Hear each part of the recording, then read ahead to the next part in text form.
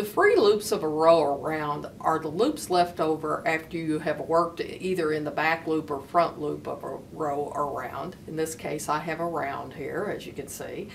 And it leaves these loops open for later working into them. Your pattern will tell you what kind of stitch to work into a free loop, but I have worked a TR right here. And when the pattern suggests or tells you a stitch to work into a free loop, you actually insert your hook from bottom to top to work your stitch into, unless in some cases they'll tell you a specific thing that will maybe either twist this loop or work even from top to bottom. I have seen that also. But these are the free loops left over after working around in the back loop.